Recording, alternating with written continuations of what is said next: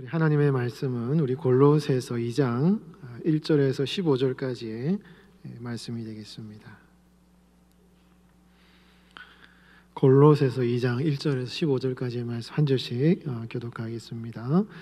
내가 너희와 라오디게아에 있는 자들과 무릇 내 육신의 얼굴을 보지 못한 자들을 위하여 얼마나 힘쓰는지를 너희가 알기를 원하노니, 이는 그들로 마음의 위안을 받고 사랑 안에서 연합하여 확실한 이의 모든 풍성함과 하나님의 비밀인 그리스도를 깨닫게 하려 함이니, 그 안에는 지혜와 지식의 모든 보화가 감추어져 있느니라.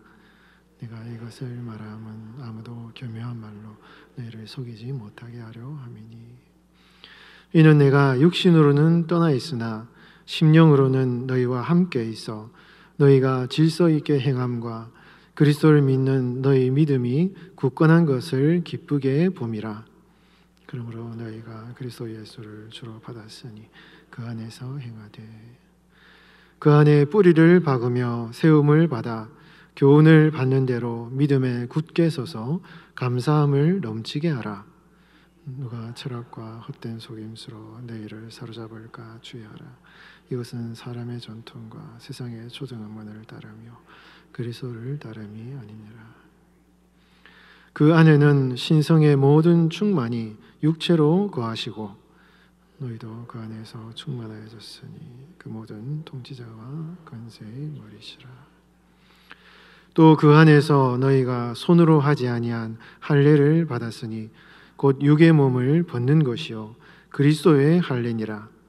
너희가 세례로 그리스도와 함께 장사되고 또 죽은 자들 가운데서 그를 일으키신 하나님의 역사를 믿음으로 말미암아 그 안에서 함께 일으키심을 받았느니라. 또 범죄와 육체의 무할례로 죽었던 너희를 하나님이 그와 함께 살리시고 우리의 모든 죄를 사하시고 우리를 거스르고 불리하게 하는 법조문으로 쓴 증서를 지우시고 제하여 버리사 십자가에 못 박으시고, 함께 봉독합니다. 통치자들과 권세들을 무력화하여 드러내어 구경거리로 삼으시고 십자가로 그들을 이기셨느니라. 아멘. 십자가로 이기셨느니라 라는 제목으로 하나님 말씀 전하겠습니다. 우리 성경에서 특히 바울이 기록한 서신에 굉장히 자주 등장하는 표현이 그리스도 안에서 라는 이제 그런 표현입니다. 이 말은 이제 예수님께서 행하신 그 구원의 그 은혜에 성도들이 참여함으로, 즉 그리스도와 연합함으로 그 구원의 은혜를 함께 누린다라는 의미에서 그리스도 안에라는 이제 이 표현을 많이 사용을 하고 있습니다. 그리스도와 이제 분리된 사람이었는데 그 예수님을 믿음으로 말미암아, 믿음이죠. 그 믿음으로 말미암아 떨어진 그런 그리스도와의 관계 안에서 이 하나됨, 연합이 되어서 그리스도의 그 죽으심과 장사됨과 부활과 그 승천하심과 그 모든 그리스도에게 허락하신 그 은혜를 동일하게 성도들에게 주어졌다. 연합하여서 그리스도 안에서 주어졌다. 그런 이제 의미에서 우리 성도들은 믿음으로 그리스도 안에 있다. 이런 이제 표현을 많이 하고 있다라는 것입니다. 그러니까 많은 이런 영적인 그런 사실들을 성경이 계속 설명을 해요. 그러니까 우리 경험 세계 속에 살아가는 우리 성도들이 이제 이 말씀 듣기에는 상당히 좀 동떨어진 이렇게 어떤 아주 잘 눈에 보이지 않는, 만져지지 않는 이제 그런 이제 설명들을 바울이 계속 이제 하고 있죠. 특별히 오늘 본문에서도 예수님을 믿는 믿음을 통해서 우리 성도들이 영적인 악한 세력들로부터 이제 구원을 받아서 더 이상 그 악한 세력들이 성도들에게 영향을 미치지 못한다. 이런 말씀을 약속을 하고 있는 것입니다. 그러니까 이런 얘기를 들으면 우리의 경험 세계와는 좀 다른 초월적인 그런 얘기들이 많기 때문에 잘 느껴지지가 않죠. 이렇게 직접적으로 체험, 이렇게 피부로 잘 느껴지지 않기 때문에 이게 진짜 그런가 하는 이제 생각이 이제 많이 들 수도 있습니다. 그러나 우리 신앙생활은 경험적으로 하는 게 아니잖아요. 물론 경험이 중요하지만 경험할 수 없는 것을 약속하시는 성경 말씀의 그 진리를 믿는 것이 믿음이잖아요. 이거 신앙생활이거든요. 그러니까 경험이 안 되어도 성경이 우리에게 말씀하시는 것을 믿고 그 믿음으로 나아갈 때 그 성경 말씀의 약속이 내 것이 되는 그 은혜를 내가 받아 누릴 수 있는 하나님의 그 약속을 내 삶으로 직접 체험할 수 있는 그런 것이 이제 믿음을 통해서 주어지기 때문에 우리 성도들은 하나님의 말씀을 이렇게 선언하고 제시할 때 그거를 진짜 그런가? 의심하는 태도가 아니라 아멘, 그렇습니다 하고 믿는 게 중요해요. 그러면 이제 성도들이 그런 믿음의 축복을 탁 누리고 받을 수 있다 이것입니다. 그 말씀을 믿음으로 이제 받는 거죠. 순수하게 말씀을 믿음으로 아멘 하고 순수하게 받는 믿음이 제일 좋은 믿음입니다. 그런 믿음을 가지시기 바랍니다. 오늘 본문 15절 말씀에는 뭐라 말씀하십니까? 통치자들과 권세들을 무력화했다. 세 번역에 보면 무장 해제를 시켰다. 무기들을 완전히 해체시켜버렸다. 사탄의 모든 공격 무기를 다 이렇게 무장 해제를 시켜버려가지고 그리스도 안에 있는 성도들에게는 더 이상 이 사탄이 이기지 못한다. 그들을 드러내어서 구경거리로 삼으시고 십자가로 그들을 이기셨다. 이렇게 약속을 하고 있다 이것입니다. 여러분 이 사실을 마음에 꼭 확신하시기 바랍니다. 우리가 예수님을 믿을 때 악한 사단 마귀가 더 이상 무장해제되었기 때문에 우리를 절대 공격하지 못한다 하는 이 믿음을 여러분 꼭 가지시길 바랍니다. 십자가로 이기셨다라고 할 때 십자가로라는 이 말이 이제 우리가 번역을 십자가로 이렇게 이제 번역을 했지만 이게 이제 원어 성경을 보면은 이제 십자가라는 말, 이 대명사를 썼어요. 이제 남성 대명사를 썼기 때문에 앞에 나오는 이제 개역 개정 성경은 앞에 나오는 남성 명사인 십자가를 받아서 이제 영어로 치면 in him 이제 그 안에서 이렇게 이제 표현이 되어 있어요. 그러니까 개역 성경은 앞에 나오는 십자가가 남성 명사이기 때문에 십자가로 이기셨다 이렇게 번역을 했어요. 근데 이제 이게 이 바울의 오늘 1절부터 15절까지의 본문 내용에 보면은 중간중간에 그리스도 안에서 이런 표현이 자주 나옵니다.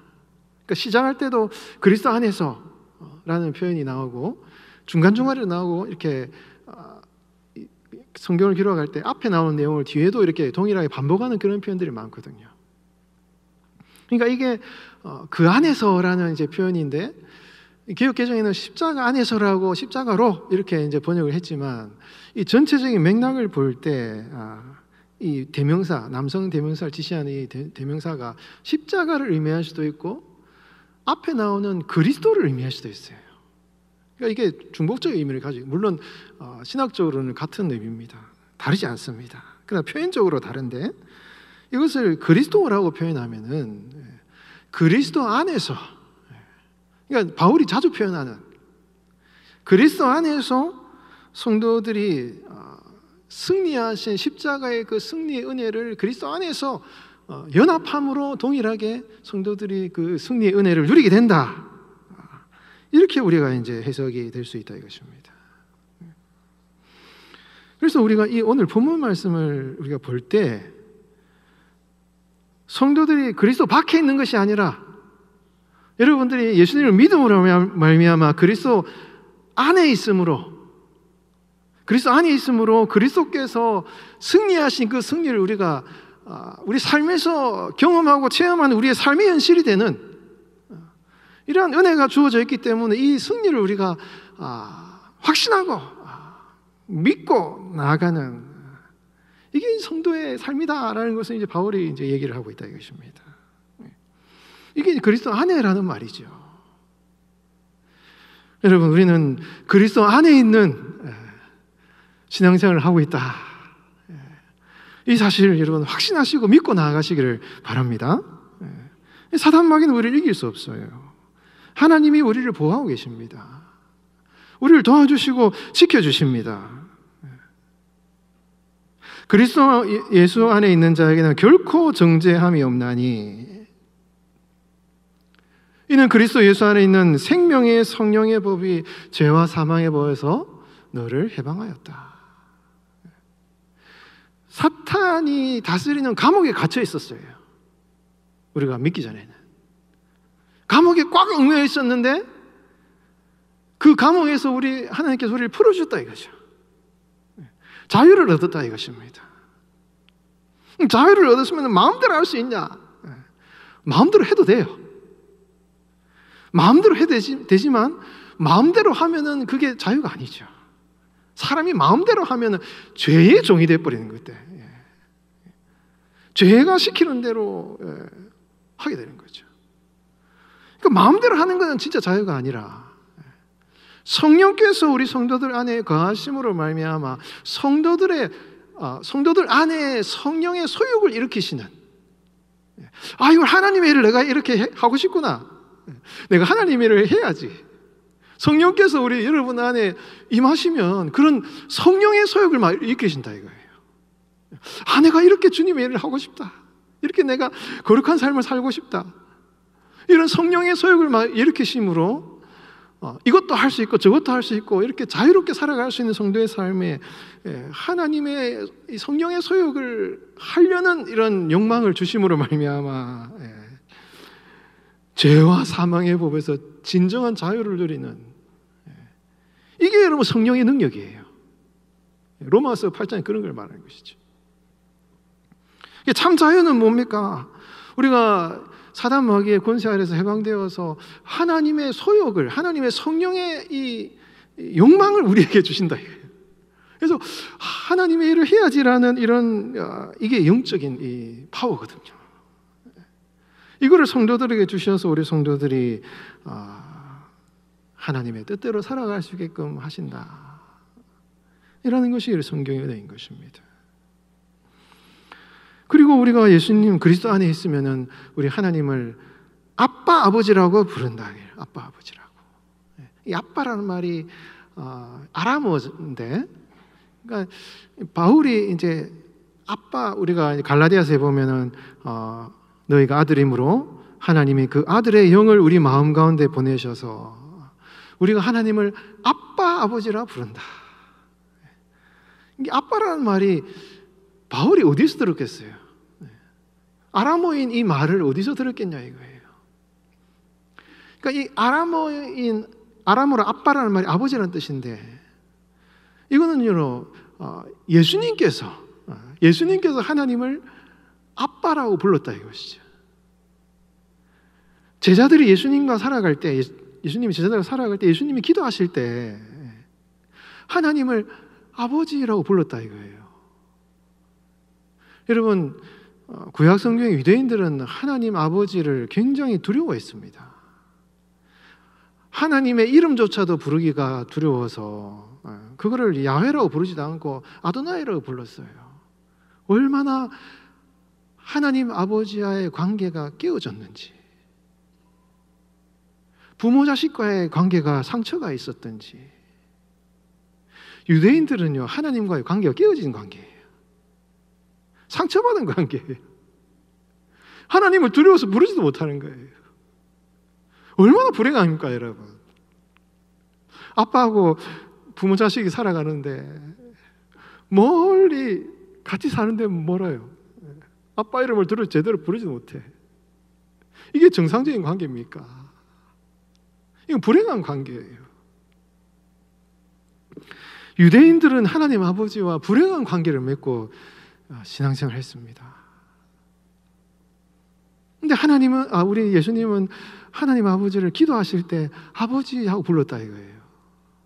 이게 얼마나 하나님과의 그 친밀한 관계, 얼마나 복된 관계로 하나님과 기도하면서 예수님이 아버지라고 부르면서 기도하셨던, 그게 제자들이 듣기에는 너무 이게 굉장히 충격적이면서도 너무 인상적이고 은혜로운 그런 이야기였기 때문에 이게 초대교회의 전승이 되었고, 이거를 받은 사도 바울이 우리가 아빠 아버지라고 부른다라고 성경에 적혀 있다 이것입니다. 그러니까 우리가 예수 그리스도 안에 있으면은요, 그 하나님과의 관계가 우리가 하나님을 아버지라고 부르는 친밀한 관계로 바뀐다 이것입니다. 우리가 이 신앙생활 하면서 유대인들이 생각하는 아버지, 예수님이 관계를 맺으셨던 아버지, 자꾸 이렇게 갈등해요. 예수를 믿어도 왔다 갔다 해요, 왔다 갔다. 그러니까 우리는 유대인들이 믿는 그 하나님을 믿어서는 안 됩니다. 뭔가 이렇게 이런 행동을 해서 나에게 복을 줘야만 하나님이 나를 축복하시고 사랑하고 복 주는 어떤 아주 기계적이고 아주 이렇게 대가성의 그런 관계성, 이거는 굉장히 파탄난 관계예요. 하나님과의 관계가. 이거는 예수님과 하나님과의 관계가 아닙니다. 예수님과 하나님 아버지의 관계는 굉장히 친밀하고 서로의 고민을 나누고 깊이 서로를 사랑과의 관계 안에서 헌신의 관계예요. 헌신의 관계. 대가성의 관계가 아닙니다. 깊은 헌신으로 맺어진 관계예요. 이게 여러분 하나님 아버지 성부 하나님과 예수님과의 관계이기 때문에, 그게 그리스도 안에서 우리가 성도들이 하나님과 이런 그리스도의 관계가 우리의 관계가 되는 거예요. 그래서 우리 성도들도 하나님과의 그런 친밀한 관계를 누리면서 하나님이 주시는 좋은 것들을 그런 받아 누리는 그런 성도의 삶이 될 수 있다 이것입니다. 이게 여러분 우리가 그리스도 안에 있는 성도의 축복입니다. 이런 은혜를 여러분 누리시는 여러분 되시기 바랍니다. 이 오늘 본문이 그런 걸 얘기를 하고 있어요. 그리스도 안에 있는 성도의 삶이 어떠한 축복이 주어지는가, 이걸 계속 설명하고 있다 이것입니다. 오늘 본문 우리 골로새 2장 6절 7절 말씀을 같이 한번 읽어보겠습니다. 6절 7절 같이 읽습니다. 시작. 그러므로 너희가 그리스도 예수를 주로 받았으니 그 안에서 행하되 그 안에 뿌리를 박으며 세움을 받아 교훈을 받은 대로 믿음에 굳게 서서 감사함을 넘치게 하라. 아멘. 오늘 본문 1절부터 15절까지의 말씀의 핵심 구절이 6절 7절이에요. 그 중에서도 6절에서 그러므로 너희가 그리스도 예수를 주로 받았으니 뭐라고 말합니까? 그 안에서 어떻게? 그 안에서 행하라. 구약 성경에도 걸어가라, 걸어간다, 길, 이런 표현이 이제 뭡니까? 삶을 살아가는 걸 말하거든요. 이 구약 성경에도 그런 표현이 나오지만 이 바울도 그런 표현하는 것입니다. 그리스도 안에서 행하라는 말은 그리스도와 함께, 그리스도 주변에서 그와 함께 살아가라, 걸어가라, 이런 표현이거든요. 주님 안에서 그 살아가라, 이런 표현인 것입니다. 그러니까 이게 명령을 하실 때, 살아가야 된다고 얘기하실 때, 너희는 살아갈 때 그냥 살아가는 것이 아니라 너희는 그리스도 안에 있는 그런 축복을 받은 자다라는 것을 얘기하는 것입니다. 7절에 보면은 여러분 그 안에서 행하라라는 것은 명령이지만 7절에 보면은 계속 수동태 표현이 막 나와요. 수동태 표현. 이게 수동태입니다. 그 안에 뿌리를 박으며라는 말은 뿌리를 박으라라는 말이 아니라 너희가 그리스도 안에서 뿌리가 박혔다, 이런 표현입니다. 하나님이 너희를 그 마치 식물이 땅에 이제 심겨지는 것처럼 하나님께서 너희를 그리스도 안에 심어 주셨다, 이런 표현이에요. 우리는 그리스도 안에 심겨진 존재예요. 심겨진 존재. 그리스도 안에 뿌리를 내려진 존재인 것입니다. 세움을 받았다, 이거는 뿌리를 박으며라는, 이게 바울이 자꾸 이게 비유거든요. 이 식물 비유를 하는 것. 뿌리를 박았다, 식물 비유를 하면서 그리스도 안에 하나님께서 너희를 심어 주셨다, 세움을 받았다는 말은 건물을 말하는 거예요. 건물 비유예요, 여러분. 너희가 하나님 안에서 건물로 세워졌다. 하나님이 세워주셨다 이거예요, 여러분. 세워주시는 은혜를 베풀어 주셨다 이것입니다. 믿음에 굳게 선다라는 말, 이거는 이제 법정적인 개념이에요. 심판대 앞에 섰는데 죄인으로 판결받는 것이 아니라 의인으로 딱 서 있다 이런 얘기거든요. 너희가 구원받아서 의인으로서 하나님이 의로운 자로서 세움을 받았다 이런 표현인 것입니다. 전부 수동태 표현이에요. 그러면서 교훈을 받았다, 이것도 가르침을 받았다 이런 표현인 것입니다. 그러니까 그 안에서 살아가라 얘기를 할 때 너희는 그리스도 안에서 뿌리를 내리게 하셨고, 하나님이 건물처럼 세워주셨고, 의인으로 인정해 주시고, 또 복음의 진리를 전달받은, 이런 가르침을 받은 이런 존재로 그런 은혜를 많이 받은 그리스도 안에 있는 사람들이기 때문에 끝에 나오는 감사란, 이거는 능동태 표현이에요. 해야 될 거는 감사하는 일이다 이런 얘기인 것입니다.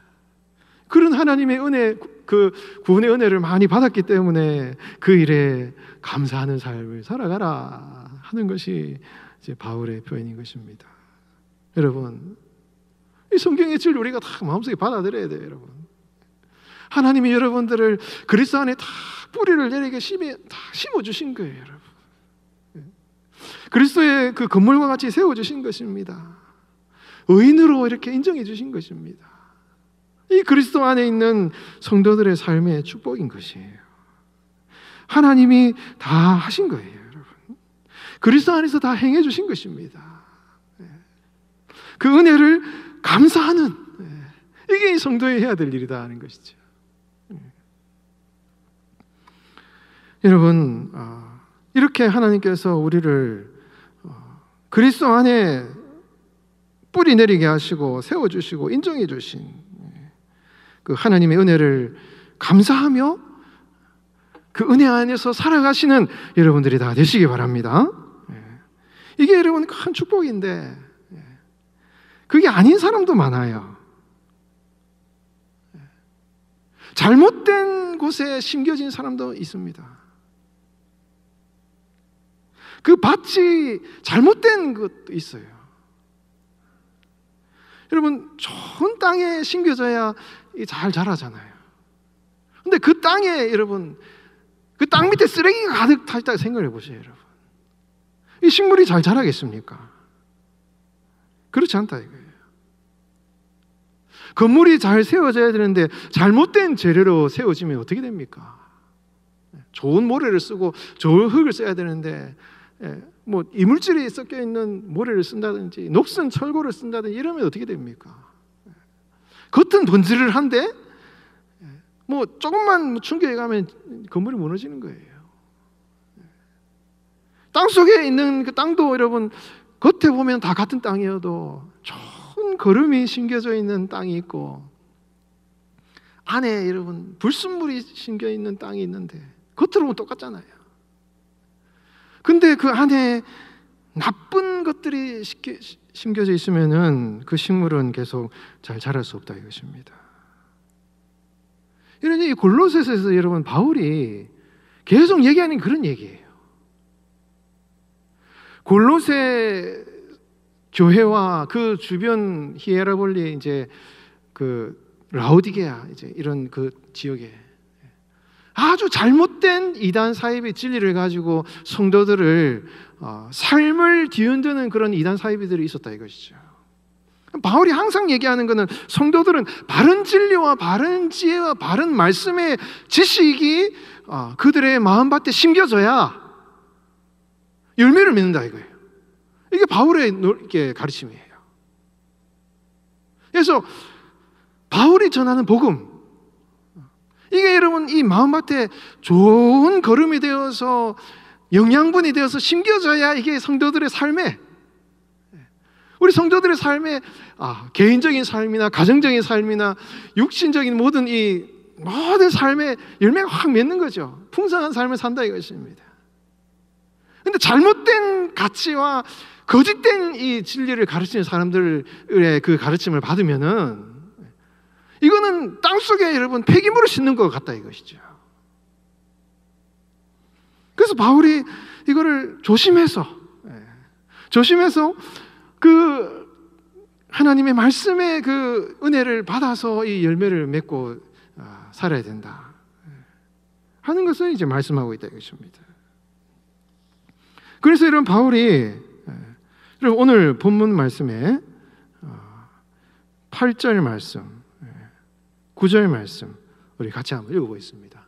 우리 8절 9절 시작. 누가 철학과 헛된 속임수로 너희를 사로잡을까 주의하라.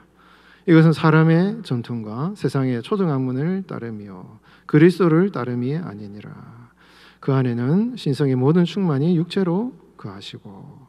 그러니까 7절에서 뿌리를 박으며 감사함을 넘치게 하라라고 말씀했는데, 그런데 이것은 바른 진리 안에서 성도들의 삶에 주시는 축복인데 그와 반대로 잘못된 철학과 속임수로 너희를 사로잡을까 주의 사로잡는 말에 포로를 삼는다는 뜻입니다. 사람들을 확 사로잡는 거예요. 여러분 잘못된 진리가 사람들을 사로잡을 때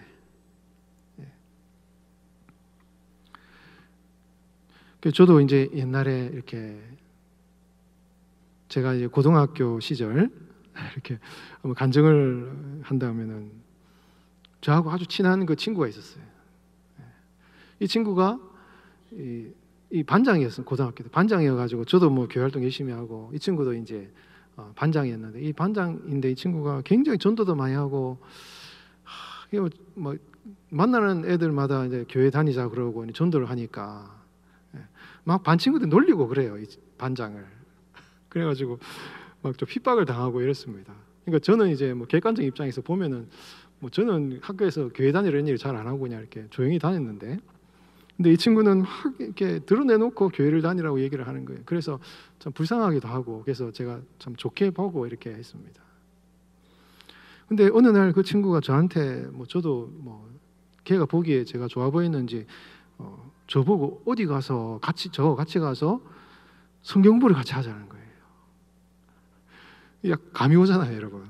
성경부를 같이 하자는 거예요. 그래가지고 저는 그 친구를 좀 좋게 생각하니까 그래 그럼 같이 한번 어디 교회 성경부를 하나 보다 하고 이제 따라갔습니다. 그 제가 학생 때 부산에 있을 때입니다. 학교 마치고 따라갔는데 어떤 건물 지하에 내려간 거예요.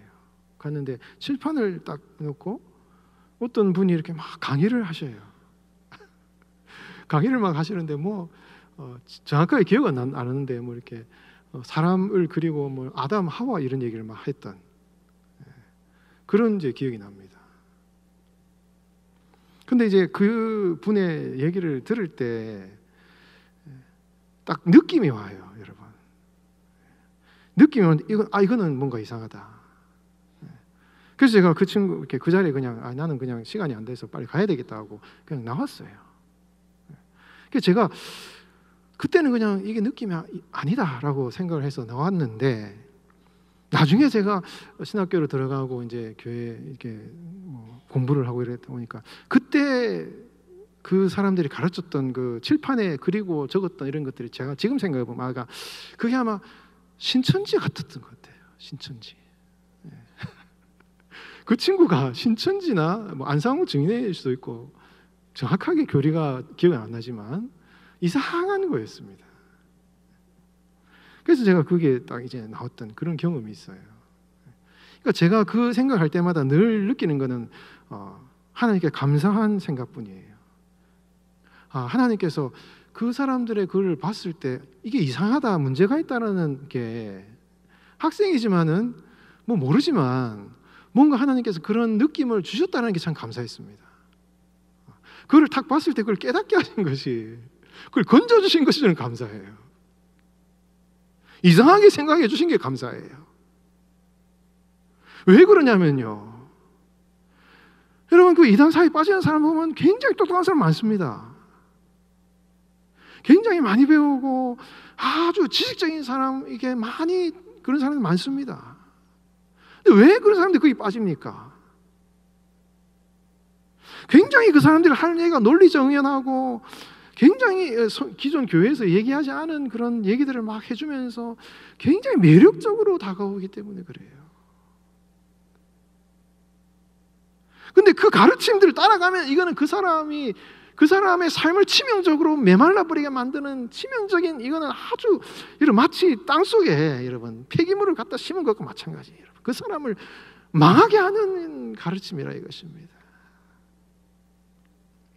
그때 제가 그 생각만 하면 하나님께서 감사해요. 하나님이 저를 거기서 건져주신 게 감사하고, 그렇게 똑똑한 사람들도 다 거기 빠져가지고 그렇게 되는데 하나님이 그때 어떻게 그런 느낌이나 그런 생각을 주셔가지고 거기에서 그냥 나오게 해주셨는지, 그게 감사한 것이죠. 여러분, 참 이 세상이 그런 비슷한 교리인데 우리 성도들의 삶에 이런 잘못된 교리를 심어줌으로써 성도들의 삶을 망쳐버리는 이런 사람들의 가르침이 얼마나 많은지 몰라요. 그러나 여러분, 우리는 그리스도 안에서 우리 주님이 주시는 그 말씀의 진리 안에서 그 참 은혜를 공급받고 좋은 땅에, 여러분, 우리가 교회에서 예수님, 하나님 섬기고 찬양하고 기도할 때 우리 성도들의 삶이 살아나는 거잖아요, 여러분. 좋은 걸음을 우리 날마다 하는, 목사님 말씀을 주시면서 좋은 영적인 양식을 공급받아서 우리 성도들의 삶이 살아나는, 생명이 살아나는 것입니다. 이게 여러분 얼마나 큰 은혜인지 몰라요, 여러분. 그러니까 여러분, 날마다 그 우리 교회, 우리 할례와 주시는 은혜를 사모하고 하나님의 은혜를 사랑하고 주님 은혜 안에서 이렇게 잘 자라가시기 바랍니다, 여러분. 뿌리를 잘 내려시기 바라요, 여러분. 그 은혜를 사모하시고 잘 여러분 세워지시고, 그 은혜를 사모하시고 여러분 그리스도 안에 있는 그 축복을 여러분 받아서 주님과 동행하는 그런 삶을 여러분 살아가시기 바랍니다.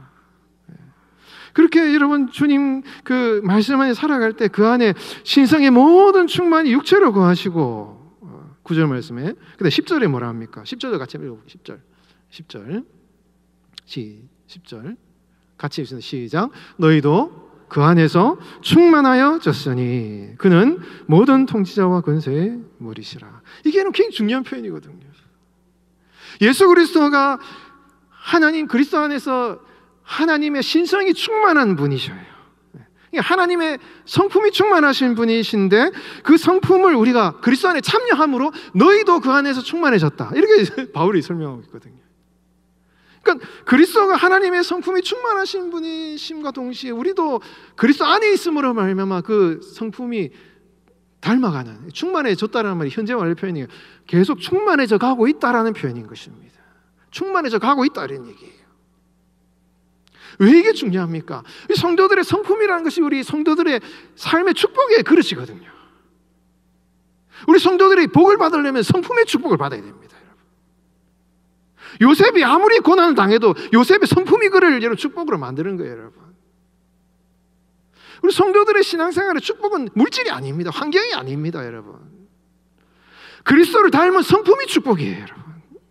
성품의 축복이 옵니다, 여러분. 성품을 자석과 같이 성도들의 축복을 확 끌어당기는 거예요, 여러분. 야곱은 여러분 뭐 많이 있어도 성품이 좀 약간 부족해. 자꾸 가정이 깨지고 어려움 당하는 거예요. 야곱과 요셉의 삶을 비교해 보십시오. 그래서 그러니까 신의 성품에 참여하는 자가 베드로서에 나오고, 성령의 열매를 사모하라, 사랑과 희락과 화평과 온유와, 이런 성령의 열매, 성품의 열매를 맺는 것이 성도들의 삶의 행복에 여러분 너무 중요한 것이고, 여러분 우리가 그리스도 안에 있으면 하나님께서 하나님의 성품으로 충만한 자로서 날마다 변화시켜 주신다, 이것입니다. 여러분, 하나님이 주시는 그 성품의 변화, 우리 성도들을 예수님의 형상으로 온유와 사랑과 여러분 겸손한 이런 성품, 이게 여러분 성도들의 복이에요, 복. 이런 성품이 날마다 빚어지면은 우리 성도들이 많은 복을 받는 것입니다. 육신은 연약해져도 우리가 살아갈수록 매일 몸은 약해지만 우리의 겉사람은 낡아지지만 우리의 속사람은 날로 새로워진다. 이게 무슨 말입니까? 우리 성도들의 신앙의 것과 삶의 형상이 점점 그리스도를 닮아가는 이 충만한 삶이 더 충만해지기 때문에